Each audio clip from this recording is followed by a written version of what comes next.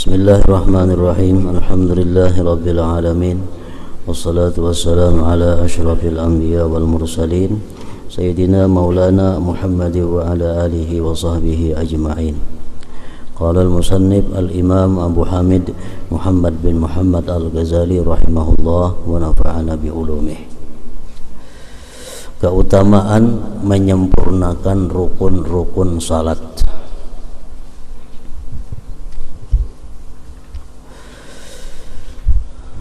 Nabi sallallahu alaihi wasallam bersabda, "Mathalus salatil maktubati kamathalil mizan, man awfa istawfa." Artinya, perumpamaan salat fardu adalah seperti perumpamaan timbangan. Barang siapa memenuhi, maka ia menyempurnakan. Maksudnya, barang siapa menyempurnakan akan timbangan itu, maka dia berhak mendapat ganjaran atau balasan yang sempurna juga.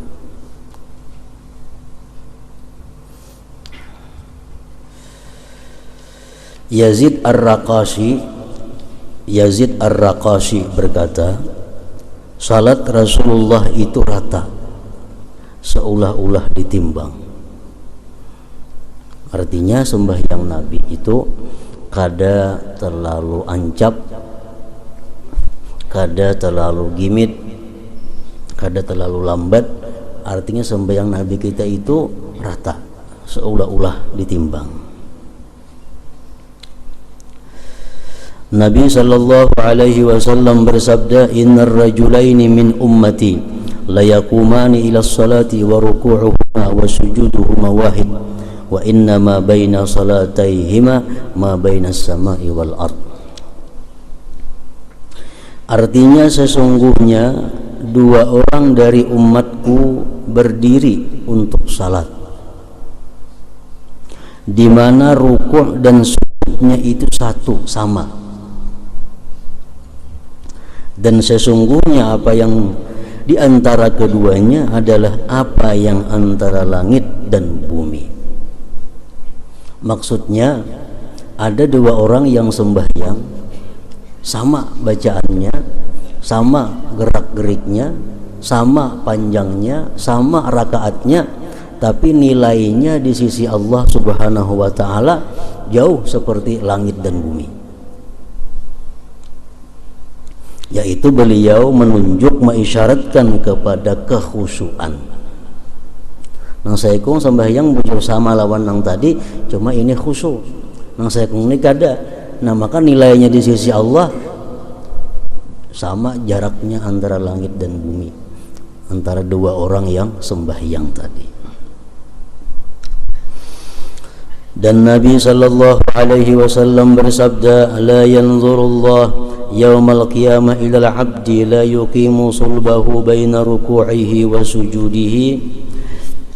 Artinya, pada hari kiamat Allah tidak memandang, kada memperhatikan, kada menghiraukan hamba yang tulang belakangnya tidak tegak di antara ruku' dan sujudnya. I'tidal. Artinya orang ini sembahyang i'tidalnya itu kada ada tumakninah. Bila sembahyangnya ini kada ada tumakninah, i'tidal, berarti sembahyangnya pun kada sah. Karena tumakninah merupakan salah satu di antara rukun-rukun sembahyang. Jadi tumakninah itu artinya adalah i'tidal di sini seperti kita berdiri semula. Sujud, habis sujud kita i'tidal, ruku habis ruku i'tidal.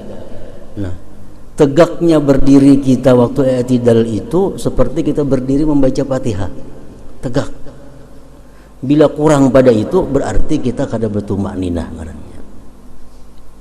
Jadi umpamanya rata awak kita waktu berdiri, waktu qiyam, nah kemudian Allahu Akbar ruku, kayaknya sami Allahu liman hamidah mesti terbulik kayak asal, tegak. Bila bingkok sedikit aja berarti kada tumakninah ngarannya. amun sembahyang baancap-ancap ya nangka itu kada betumakninah lagi. Nah, Allah kada menghiraukan orang itu pada hari kiamat, kada memandang, kada mengasihinya. Dan Nabi sallallahu alaihi wasallam bersabda, "Amma yakhaful ladzi yuhawwilu wajhahu bis shalah ay yuhawwilallahu wajhahu wajha himar." Artinya, tidakkah takut orang yang mengalihkan mukanya di dalam salat bahwa Allah mengalihkan, merubah mukanya sebagai muka keledai.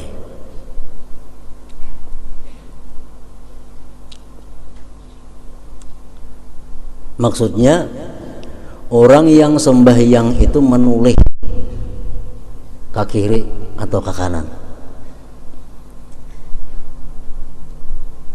Sembahyang misalnya ada berbunyi nang apakah sebelah situ mencangangi, itu kada membatalkan sembahyang kalau sekali itu aja, cuma merusak akan kekhusyuan sembahyang, merusak akan nilai sembahyang.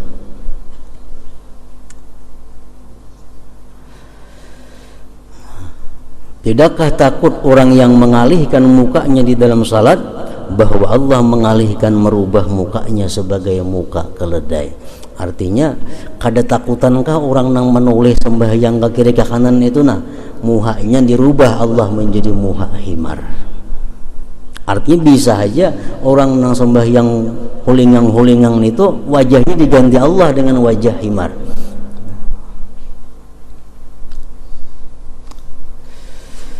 Dan beliau sallallahu alaihi wasallam bersabda, "Man shalla li waqtiha wa asbaga wudu'aha wa atamma ruku'aha wa sujudaha wa khusyu'aha arajat wa hiya bayda musbirah taqulu hafizakallah kama hafiztani wa man shalla li ghairi waqtiha wa lam yusbik wudu'aha wa lam yutimma ruku'aha wa la sujudaha wa la khusyu'aha arajat wa hiya sauda muslimah taqulu dayya'akallah kama dayya'tani hatta idza kanat haitsu syaa Allah luffat kama yulaffu thawbul khalaqu fayudlabu biha wajhuhu." Artinya barang siapa yang sembahyang dengan salat pada waktunya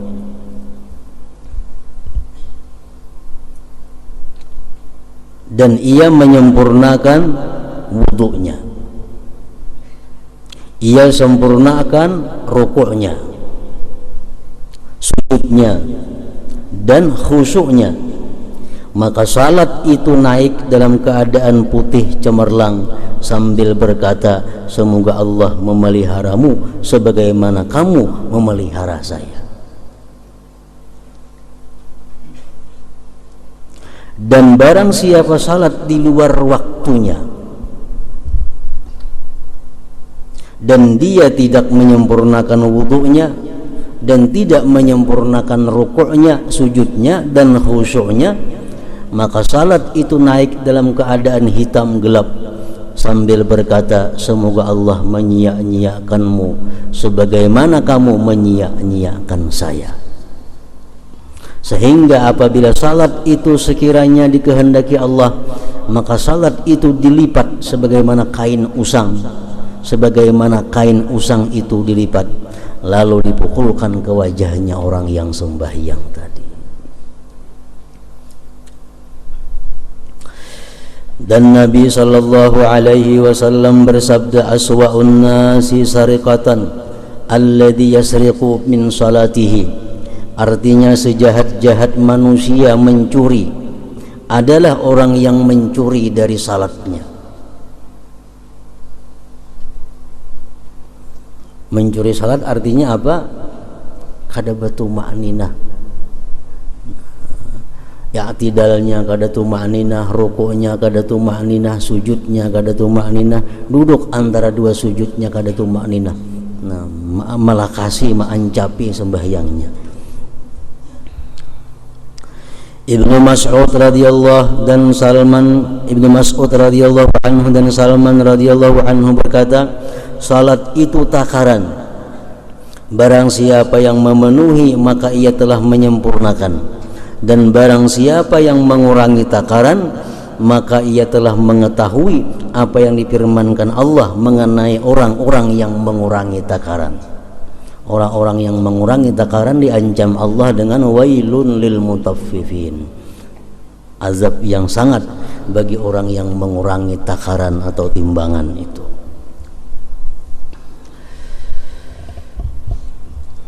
Keutamaan jamaah, Nabi sallallahu alaihi wasallam bersabda, salatul jamaah tabdulu salatal fadh bi 27 darajatan. Artinya salat berjamaah itu melebihi salat sendirian dengan 27 derajat, 27 kali lipat.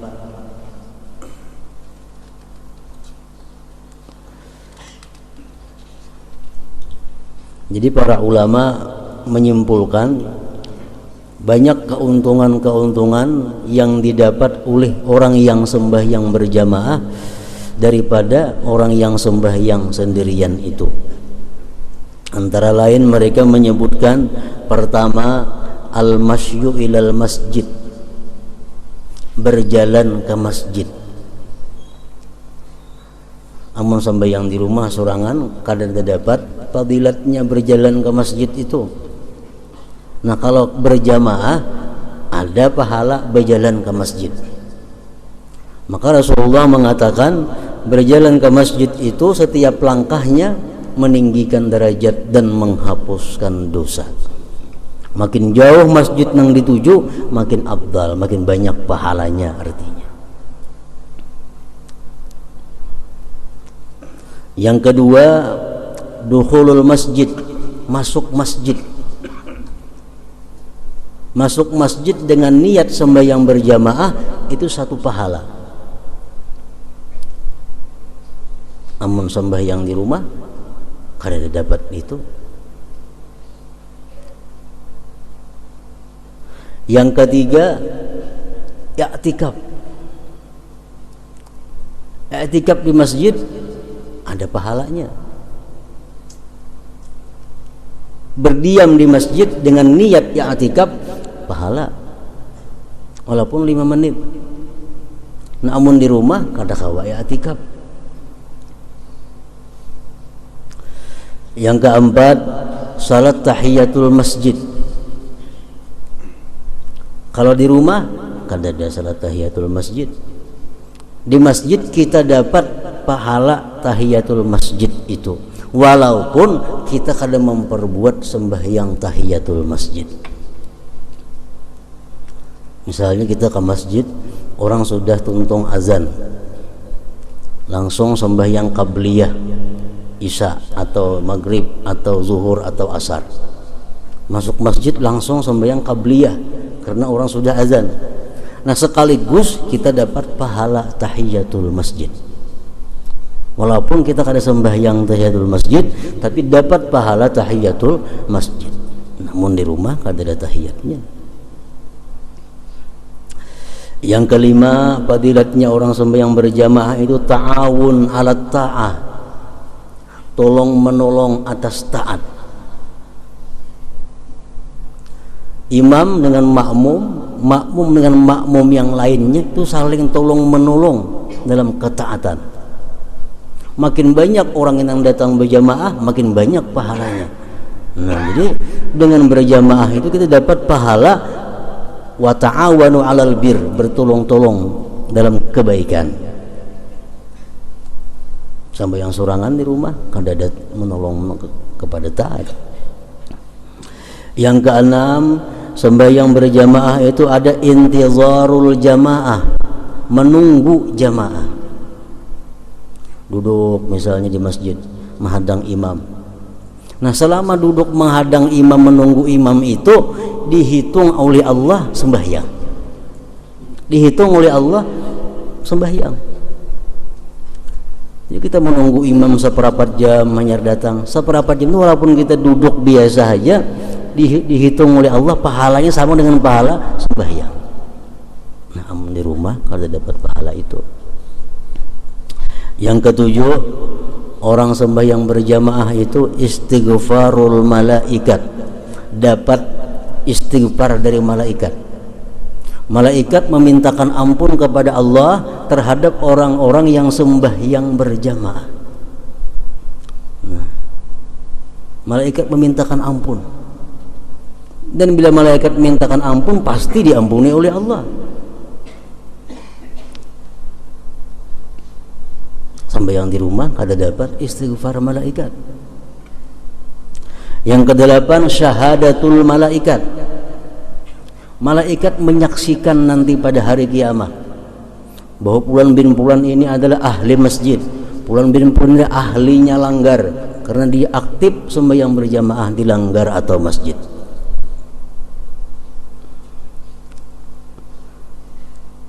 Yang kesembilan, as-salamah minasyaitan, selamat dari syaitan.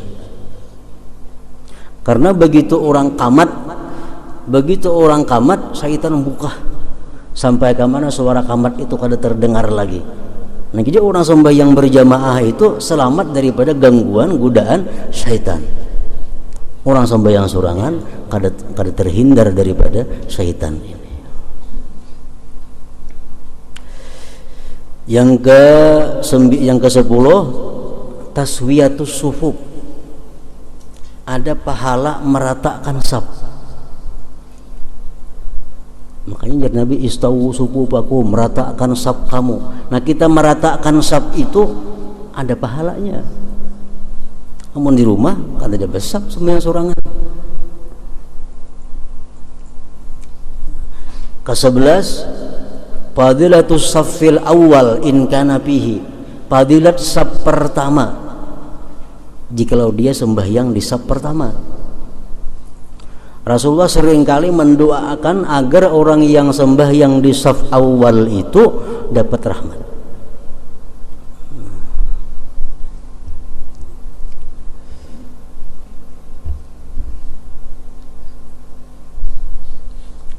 Fadilatus saffil awal, fadilat saf pertama. Sembahyang sorangan kata dia besar.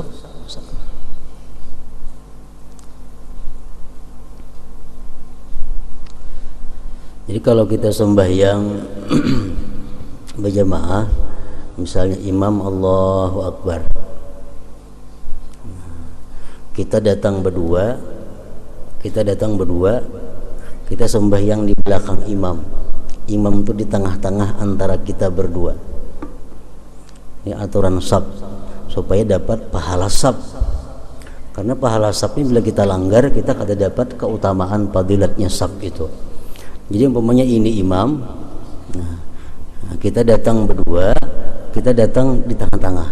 Imam bisa di tengah-tengah kita. Saya kong di sebelah kanan, saya kong sebelah kiri. Jangan mengambil ke kanan kedua-duanya, jangan. Imam mesti di tengah-tengah. Nah, kadang kalau datang orang nang ketiga, hanya sebelah kanan banyaki, taruh sebelah kanan hibak. Datang pulang, hanya kiri hibaki sebelah kiri itu. Lalu hibak saf pertama, datang orang, kemana bandak orang nang datang nang saya kong ini? Di belakang imam, ambil ke kanan sedikit. Jangan dibungkus sebelah kanan sana sembahyang kejauhan pada imam. Nah, jadi sebelah kanan tapi di belakang imam. Nah, kayaknya datang selanjutnya terus diulah nang ke sebelah kanan dahulu, hibak hanyar nang sebelah kiri. Itu aturan saf. Bila mana kada ditepatin itu kada dapat pahala saf. Misal saf pertama hibak, datang kita sorangan ke hujung sebelah kanan sana sorangan sembahyang, kada dapat pahala saf karena menyalahi aturan saf. Yang ke-12, idraku takbiratil ihram ma'al imam. Ada pahala memperdapati takbiratul ihram beserta imam. Artinya, kalau kita mendengar takbiratul ihram imam dan kita berada di belakang imam, itu pahala tersendiri. Dapat pahala tersendiri. Yang ke-13, keutamaan sembahyang berjamaah itu adalah al-amnu minas sahwi ghaliba. aman daripada lupa kebiasaannya, kebanyakannya. Kalau sembahyang sorangan itu bisa rancak lupa 2 rakaat kah, 3 rakaat kah. Nah kalau sembahyang berjamaah jarang itu ada, aman daripada kelupaan. Yang ke-15, yang ke-14, husulul khusyuk. Sembahyang berjamaah ini hasil khusyuk. Kalau sembahyang sorangan belum tentu khusyuk. Nah maksudnya adalah kalau kita misal di dalam musalla atau masjid itu ada 50 orang, 50 orang ini satu yang khusyuk, 49-nya kadang khusyuknya satu aja yang khusyuk.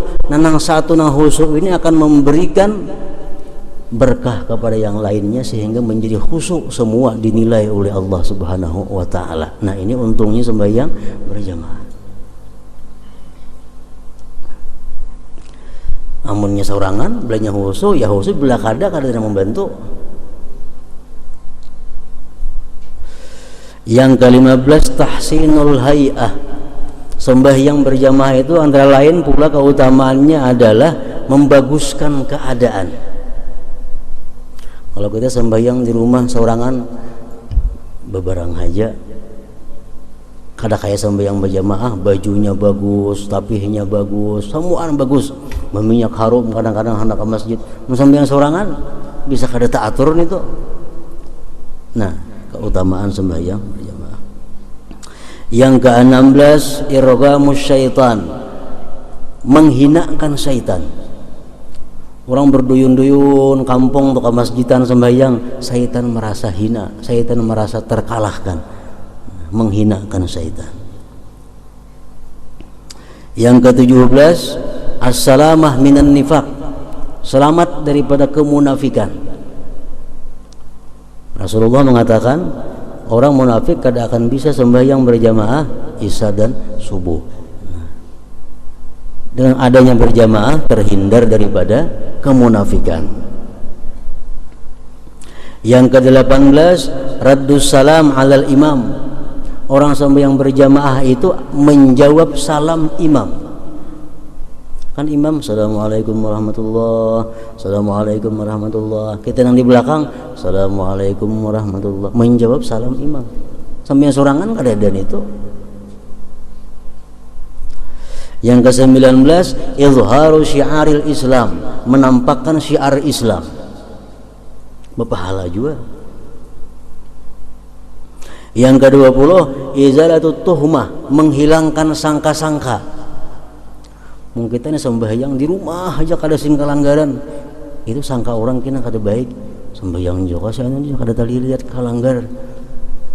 Kamu sembahyang saku si anu itu bulan bin bulan itu kada pernah kalanggar turun. Nah, menghilangkan sangkaan itu kalau kita berjamaah hilang sangkaan itu. Orang selamat artinya. Yang ke-21 masyhudun bil khair wal iman, disaksikan dengan iman dan kebaikan. Hadis mengatakan orang yang sembahyang berjamaah itu pastikan bahwa dia beriman, pastikan bahwa dia ahli kebaikan. Yang ke-22 al-intifa bil ijtima' ala zikrillah, mengambil manfaat dengan berkumpul zikrullah. Orang berjamaah itu berkumpul berzikir kepada Allah. Orang berzikir berjamaah itu lebih banyak pahalanya daripada berzikir sendirian. Yang ke-23 al-ulfah bainal muslimin, berjinak-jinakan antara orang muslim. Dengan adanya turun kalanggar, turun ke masjid, saling bertakon keadaan, saling tahu keadaan tetangga. Nah, ulfah, kejinakan antara orang muslim. Yang ke-23, yang ke-24 nih istima'u qiraatil imam, mendengar bacaan imam. Yang maghrib, isya, subuh kita mendengar imam baca Quran. Nah, mendengar bacaan Quran itu pahala bagi kita. Yang ke-25 at-ta'min ma'al imam, mengucap amin bersama imam. Waladhdallin, amin. Jadi makmum lawan imam sama-sama baimbai. Nah, bila tak imbai aminnya imam dan makmum, maka Allah akan mengampuni dosa mereka itu. Orang sembahyang berjamaah dapat itu. Yang ke-26, ittiba'us sunnah. Sembahyang berjamaah berarti orang ini ada orang ahli sunnah. Dia pengikut sunnah. Yang ke-27, al-mautu ala husnul khatimah. Matinya orang ini nanti husnul khatimah. Karena ujar Nabi, siapa-siapa yang hendak mati dalam keadaan Islam, hendaklah sembahyang berjamaah. Nah, jadi 27 yang didapat oleh orang yang sembahyang berjamaah ketimbang orang yang sembahyang sorangan tadi.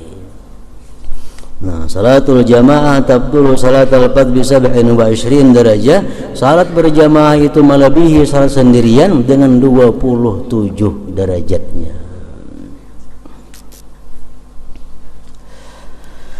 Abu Hurairah meriwayatkan bahwasanya Nabi sallallahu alaihi wasallam merasa kehilangan beberapa orang pada sebagian salat. Lalu beliau bersabda, laqad hamamtu an amura rajulan yusalli bin nasi summa ukhalifa ila rijalin yatakhallafuna anha fa uharriqa buyutahum. Artinya, sungguh aku berkeinginan, ujar Nabi, untuk memerintahkan seseorang laki-laki untuk salat dengan manusia. Kemudian aku berpaling kepada orang-orang yang ketinggalan daripadanya, lalu aku bakar rumah-rumah mereka. Ya Nabi, aku ada rencana, karena begitu kamat yang lain ku suruh jadi imam. Aku mengontrol masyarakat yang kada berjamaah. Siapa kada berjamaah, aku bakar rumah mereka. Dan dalam riwayat lain, summa ukhalifa ila rijalin yatakhallafuna anha fa amara bihim fatuharraku alaihim buyutuhum bihazmil hadabi walau alima ahaduhum annahu yajidu azman saminan aw marmataini la syahidaha, yakni salatul isya. Artinya, kemudian aku berpaling kepada orang-orang yang bertinggal daripadanya sembahyang berjamaah, lalu aku menyuruh mereka, lalu rumah-rumah mereka dibakar dengan seikat kayu bakar. Dan seandainya seorang dari mereka mengetahui bahwasanya ia mendapat tulang yang gemuk atau 2 buah delima, niscaya ia menghadirinya, yakni salat isya itu. Utsman radhiyallahu anhu berkata dengan marfu', man syahidal isya faka'annama qama nisfa lailah wa man syahida subha faka'annama qama lailah. Artinya, barang siapa yang menghadiri sembahyang isya berjamaah, maka seolah-olah ia mendirikan setengah malam, beribadah setengah malam. Dan barang siapa yang menghadiri subuh, maka seolah-olah ia mendirikan beribadah 1 malam. Orang nih isya berjamaah, subuh berjamaah, itu sudah dianggap orang ini menghidupkan malam dengan ibadah. Sudah dianggap menghidupkan malam dengan ibadah. Dan Nabi sallallahu alaihi wasallam bersabda, man shalla salatan bi jama'atin faqad mala'a nahrahu ibadatan. Artinya, barang siapa yang salat dengan berjamaah, maka ia telah mengisi lehernya dengan ibadah, memenuhi badannya dengan ibadah. Artinya, kenapa? Karena semuaan beribadah. Orang sembahyang berjamaah itu mata jangan kebasahaban, ibadah. Telinga mendengarkan bacaan imam, semuaan gerak-geriknya adalah ibadah. Man shalla salatan fi jama'atin faqad mala'a nahrahu ibadatan. Artinya, barang siapa yang salat dengan berjamaah, maka ia telah mengisi lehernya dengan ibadah. Nah, keutamaan sembahyang berjamaah tadi dan ancaman-ancaman bagi orang yang kada sembahyang berjamaah itu ditujukan untuk kaum laki-laki yang balik, berakal, merdeka, sihat. Nah, bagi kaum perempuan kada diancam dengan sedemikian ancaman kalau kada sembahyang berjamaah. Dan menurut para ahli fikih, bahwa perempuan-perempuan itu alangkah baiknya mereka mendirikan jamaahnya di rumahnya masing-masing. Itu paling baik, lebih ganal pahalanya daripada umpat ke masjid atau ke langgar ke musalla. Dalam kitab banyak kitab-kitab fikih mengatakan demikian. Jadi bini-bini misalnya di rumah, umahnya jadi imam, anak bini-bininya jadi makmum, nang manggandingnya di rumah jadi makmum, sembahyang berjamaah di rumah. Lebih afdal itu daripada umpat ke masjid berjamaah atau turun ke langgar berjamaah. Terutama apalagi kepada perempuan-perempuan yang masih muda. Itu menurut hukumnya. Amun nak mencari ganal pahala, sembahyang di rumah aja berjamaah, kada usah ke masjid. Cukup nang ibunya jadi imam, nang anak-anak biniannya mah ikut di belakang, sudah berjamaah ngarannya. Lebih afdal itu.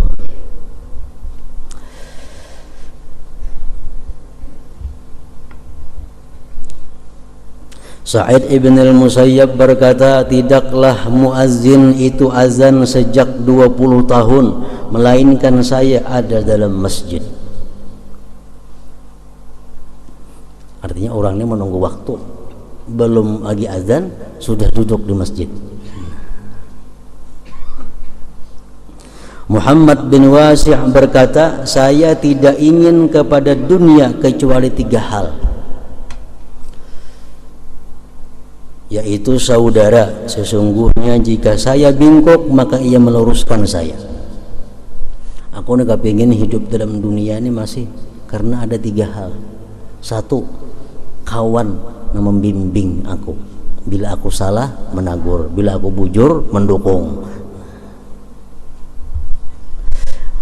Makanan pokok dari rezeki yang berlebih dengan berlebih tanpa berbuat keburukan.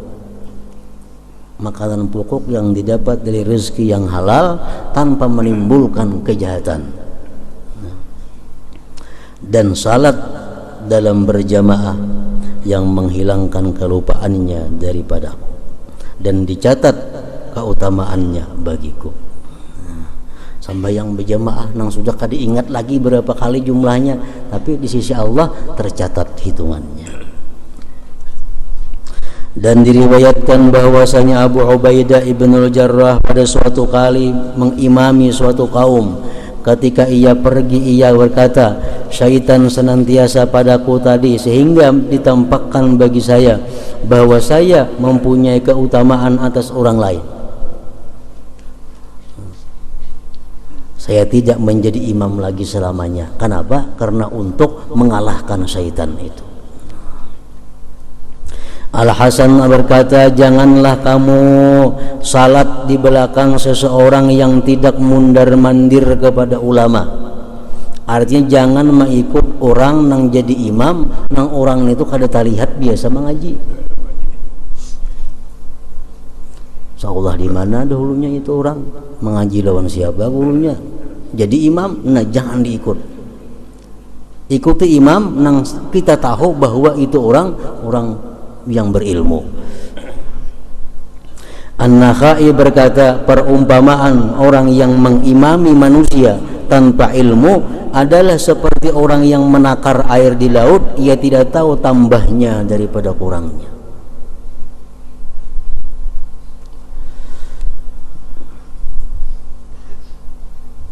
Hatimul Asam berkata, saya keliwatan salat berjamaah, artinya kada tersembahyang berjamaah. Lalu Abu Ishaq Al-Bukhari sendirian menghiburku. Maksud menghiburku, mentakziyahiku. Mentakziyahiku artinya memberikan ucapan bila sungkawa kepadaku. Jadi orang bahar itu kalau ada yang kada sembahyang berjamaah itu diucapkan bila sungkawa kepadanya. Artinya apa? Dia mendapat musibah. Dan seandainya anak saya mati, niscaya saya akan dihibur, ditakziah oleh lebih banyak dari 10.000 orang. Karena musibah agama itu di sisi manusia lebih ringan daripada musibah dunia. Pada setiap kali kita kada sembahyang berjamaah, setiap kali kita kada sembahyang berjamaah tanpa uzur, menunjukkan bahwa kita ada melakukan satu dosa. Kalau kita bersih daripada dosa, mesti rajin sembahyang berjamaah. Itu perkataan para ulama-ulama sufi demikian.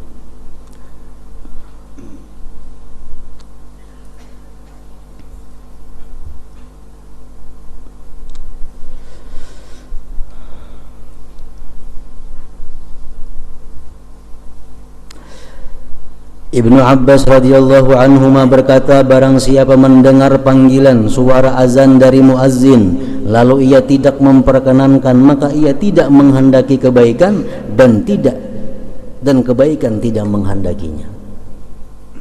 Artinya orang yang mendengar suara azan kada buka-buka hati hendak kelanggar sembahyang mendatangi, berarti orang ini kada hendak kebaikan dan kada dikehendaki Allah orang baik.